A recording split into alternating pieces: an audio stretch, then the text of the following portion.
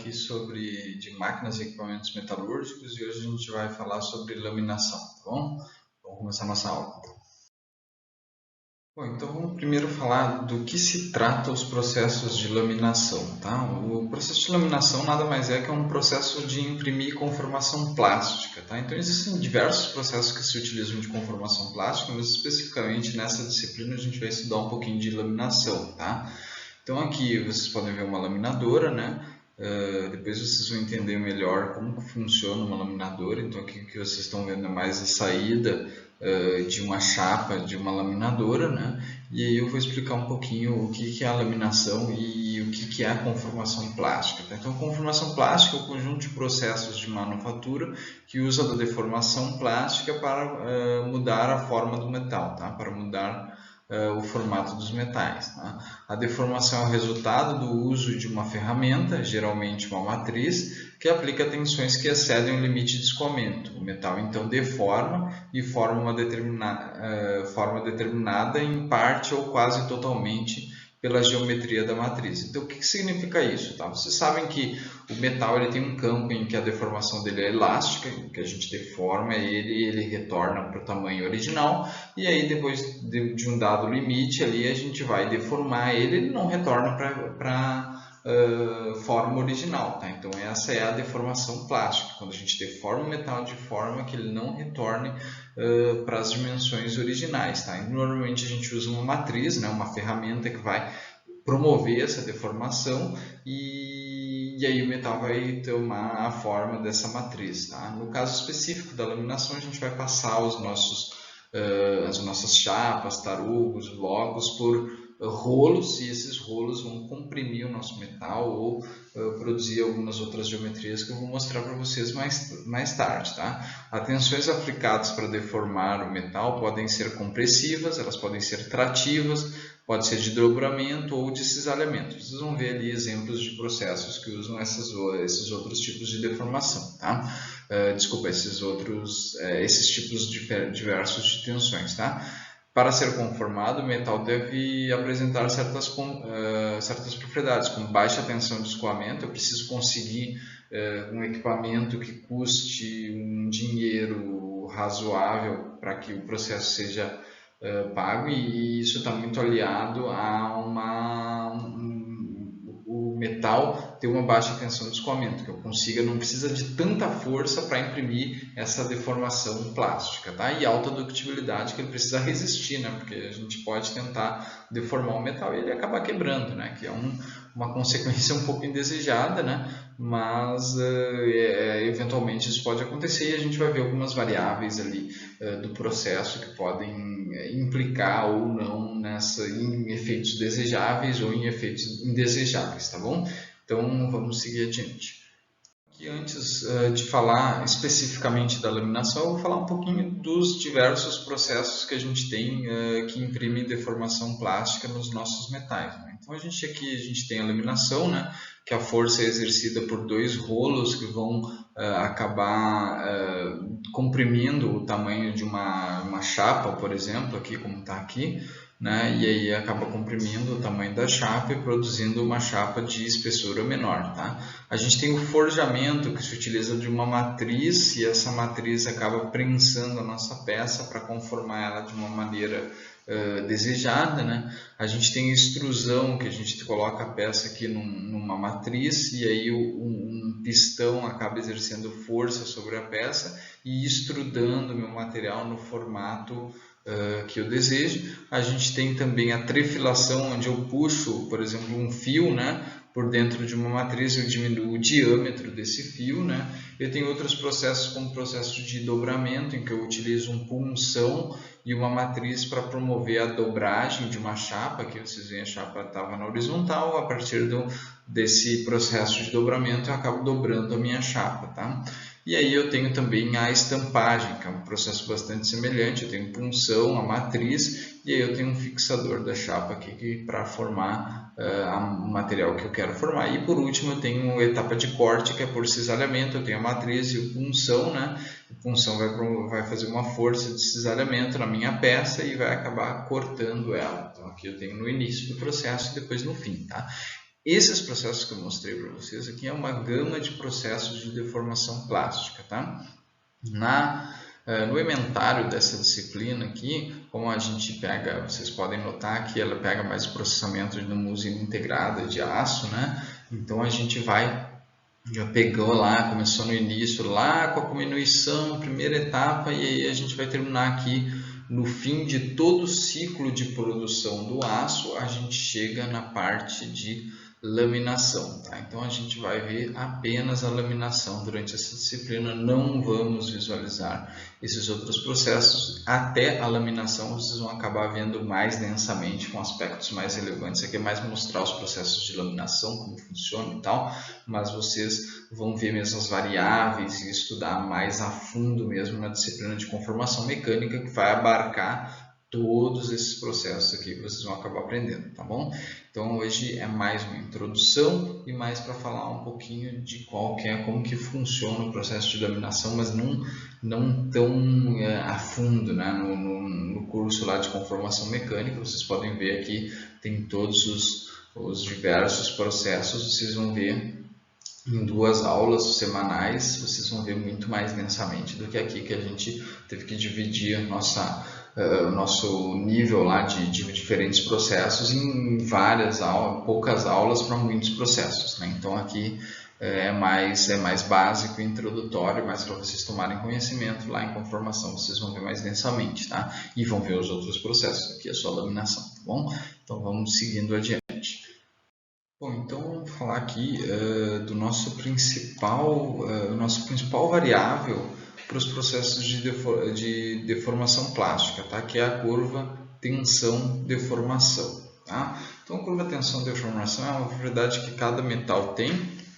Então cada metal específico tem a sua curva de tensão e deformação. Aliás, cada liga tem a sua curva de tensão e deformação. Então se a gente pegar o próprio aço, ele tem diversas configurações desse gráfico aqui. O gráfico descrito aqui, ele é mais ou menos, o formato ele é mais ou menos igual, o que vai mudar bastante são os valores, tá?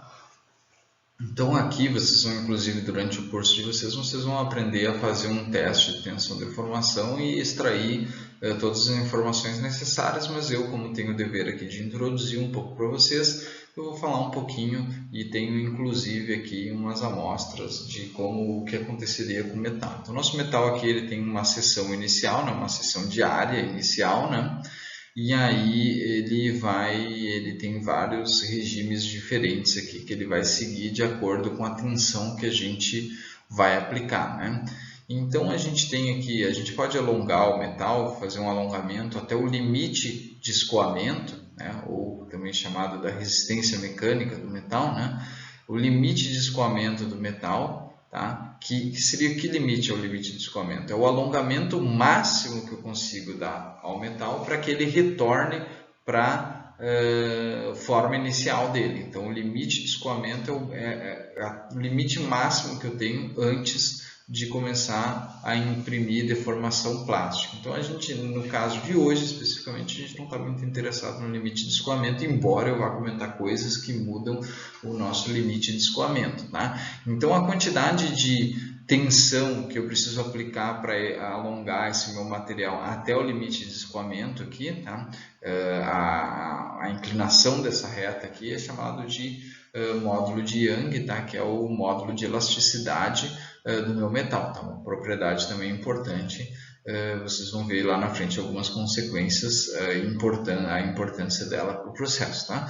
Depois a gente tem a parte onde a gente vai ter um alongamento uniforme, tá? Ou seja, o nosso material ele vai alongar, e como a gente está alongando o material, o volume, a gente não cria volume aqui, né? Então a gente vai ter uma diminuição na seção da área para que esse material se disponha de uma maneira razoável, né? De uma maneira uniforme, no caso. Por isso eu chamo de alongamento uniforme. Nesse período aqui, entre o alongamento uniforme, entre o limite de escoamento e o limite de resistência, aqui eu tenho um alongamento uniforme, eu vou conformar plasticamente o meu material e ele vai ficar uniformemente, sem grandes variações de seção em nenhum lugar e tal, e ele vai ficar de uma maneira, ele vai ter um alongamento como o próprio nome já diz, uniforme. Não vai haver nenhum tipo de deformação heterogênea em algum lugar determinado, tá? Então aqui a gente tem um limite onde isso acontece, que é o nosso alongamento uniforme. A partir desse limite aqui, tá? Quando a gente chega nessa parte final aqui, a gente começa a formar um pescoço, a gente já tem um alongamento que não é uniforme, e aí a gente já tem aqui uma parte específica do metal, não necessariamente vai ser sempre a mesma parte, vai começar a diminuir de seção, e aí nessa parte eu já vou ter passado do limite de resistência, que é o limite onde eu consigo imprimir deformação plástica e produzir um material uniforme, né? Lembrem que esse pescoço aqui não forma normalmente sempre no mesmo lugar, então para um processo onde a gente tem que produzir mais ou menos sempre a mesma coisa, a gente trabalha nessa banda aqui entre o limite de escoamento e o limite de resistência. A partir daqui eu tenho a formação do pescoço, tá? E no final aqui, né, se eu continuar elongando o meu material até um dado momento, eu vou ter a fratura, tá? E aí eu vou ter o limite máximo aqui que eu consigo fazer deformação plástica no meu material sem que ele quebre. Então eu tenho a deformação causada, até qual deformação eu consigo levar para fratura, tá? Então eu tenho aqui todo o nosso histórico de deformação do nosso metal aqui até o momento de ruptura. Então é a partir desse gráfico que a gente consegue tirar dados importantes, porque a gente sabe qual a tensão mínima que eu tenho que causar no meu material para imprimir deformação plástica, que é o objetivo aqui do nosso processo, e qual que é a tensão máxima que eu posso submeter esse meu material até que ele comece a formar um material heterogêneo, com formação de pescoço, ou eventualmente até localmente em algum lugar vai superar a tensão máxima de deformação, resultando em um material que vai se romper, tá? Então aqui só explicando para vocês aqui a nossa curva de tensão e deformação, tá? Então vamos adiante ali que eu tenho mais coisas importantes para falar para vocês agora, coisas que alteram essa nossa curva de tensão e deformação, tá bom? Bom, agora eu vou falar um pouquinho de variáveis importantes para a mudança da nossa curva tensão-deformação, tá? Antes disso, eu vou falar uma coisa que eu não mencionei no slide passado, tá? Que é a ductilidade, tá? Que é uma variável que vocês vão ouvir falar durante a vida de vocês um pouco, tá? Um pouco bastante no caso, né? Ela acaba sendo quanto eu consigo deformar o meu material antes de ele romper, entendeu? Então essa é uma variável importante. Então vocês podem pensar, por exemplo, o ouro ele tem a maior ductilidade, desculpa, tá difícil de sair a palavra hoje, tá? Ductilidade entre os metais, tá? E acho seguido da prata, então significa o quê? Eu consigo alongar uma massa de ouro até uma quantidade bastante grande. Esse metal consegue ser alongado, tá? Então aqui a gente tem primeiro a variação da temperatura. A variação da temperatura ela acaba fazendo com que eu necessite, que a gente tem temperatura 1, a temperatura 2 que é maior que a temperatura 1 e a temperatura 3 que é maior que a temperatura 2. Então conforme eu vou aumentando a temperatura, o que acontece? Eu aumento o módulo de elasticidade, eu consigo aumentar a deformação do meu material, tá? Conforme na parte elástica, tá? Então eu aumento a quantidade de deformação elástica que eu consigo promover no meu material, conforme eu subo a temperatura. Eu diminuo a tensão que eu preciso imprimir no meu material para que ele sofra escoamento. Tá? Para que eu diminuo a tensão de escoamento, tá? E eu também consigo aumentar o limite de escoamento do meu material. Tá? Então, a conformação quando ela é feita em alta temperatura, todas essas variáveis aqui que eu preciso imprimir, que é força, a tensão que eu tenho que imprimir mínima para que ocorra escoamento, e a quantidade de escoamento, quantidade de deformação plástica que eu consigo imprimir, tá? Elas são todas facilitadas em mais altas temperaturas, tá? Uma outra variável importante também é a taxa de deformação, tá? Quanto mais rápido eu quiser deformar, tá? Maior vai ser o limite de escoamento do meu material. Então, assim, se eu quiser deformar muito rápido, eu vou precisar de uma tensão maior. Então, eu tenho que imprimir uma taxa de deformação menor, né? Pelo menos para que eu necessite de menos força, que eu preciso exercer menos força para que ocorra essa deformação. Só que eu consigo aumentar a taxa de deformação usando a mesma força se eu usar temperaturas mais altas. Então a temperatura ela aumenta a possibilidade da taxa de deformação se deformar com mais velocidade, tá? O meu material, porque a temperatura de 25 graus, o limite de escoamento é alto, quanto maior for a taxa de deformação, maior vai ser o limite de escoamento, tá?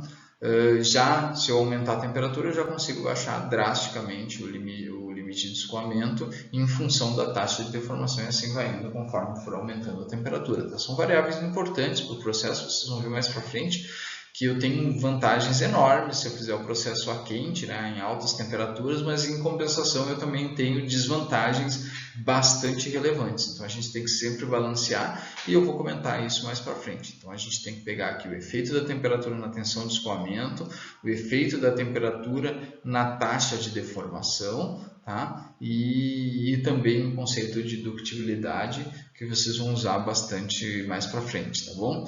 Então são coisas importantes que vocês têm que visualizar, tá? Vamos adiante.